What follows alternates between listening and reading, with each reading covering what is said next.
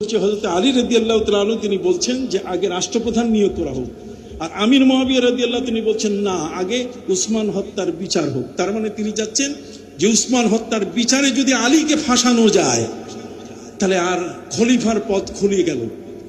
কথা বলেন না? তখন আমির মুয়াবিয়া নিজেই তিনি খলিফা, মুসলিম জাহানের খলিফা হিসেবে দাবি করতে পারেন। কথা বলছেন? এই যে ষড়যন্ত্রের জাল বুনানো শুরু হলো, যেটা পরবর্তীতে কারবালা সৃষ্টি করেছে। আপনি কি কথা বুঝতে পারছেন?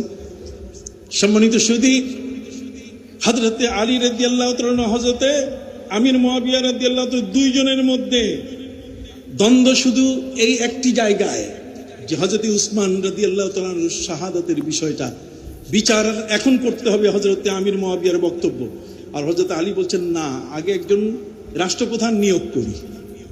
কথা বুঝেন নাই? ঠিক এর মধ্যে হযরত আলী যখন আমির মুয়াবিয়াকে পদচ্যুত করলেন, তখন এক পর্যায়ে হযরত আমির মুয়াবিয়া নানাভাবে হযরত আলীকে আর অমান্য করতে করতে এক পর্যায়ে হযরত আলী রাদিয়াল্লাহু তাআলা আনহুর সামনে আনা হলো কোরআন বর্ষায় বিদ্ধ করে, যে আমাদের মধ্যে কোনো দ্বন্দ্ব হবে না, কোরআনের ফয়সালা মারবো। কিন্তু সেই কোরআনের ফয়সালা তারা পরে মানেন নাই। এক পর্যায়ে হযরত আলীর বিরোধী হয়ে গেল খারিজি সম্প্রদায়, আর তার মধ্যে আব্দুর রহমান ইবনে মুলজিম ফজরের নামাজ পড়তে গিয়ে হযরত আলী রাদিয়াল্লাহু তাআলাকে 40 দিনের বিষে মাখা ছুরি দিয়ে হযরত আলী রাদিয়াল্লাহু তাআলাকে শহীদ করে দিল।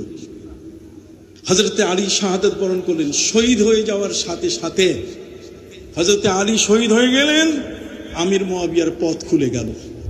কথা বল না? আমির মুয়াবিয়ার কি পথ খুলে গেল।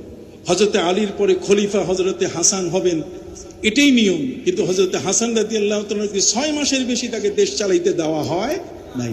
তিনি অসুস্থ, বাধ্য হয়ে তিনি রিজাইন করে শর্ত দিলেন যে আমির মুয়াবিয়া আপনি দেশ চালান, কিন্তু আপনার পরে যিনি খলিফা হবেন তিনি হবেন আমার ভাই হযরতে হুসাইন। হযরত আমির মুয়াবিয়া রাদিয়াল্লাহু দেশ চালানো শুরু করলেন। 60 হিজরি আসার আগে 49 হিজরিতেই হযরত আমির মুয়াবিয়া রাদিয়াল্লাহু তাআলা তিনি চিন্তা করলেন যে আমার পরে আমার ছেলে রাষ্ট্রীয় ক্ষমতায় আসবে।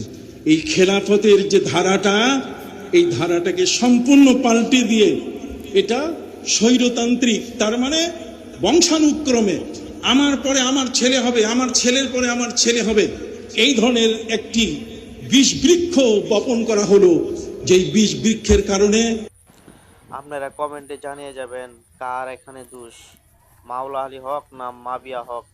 অবশ্যই ভিডিওটা বেশি করে শেয়ার দিবেন আলীর পক্ষে।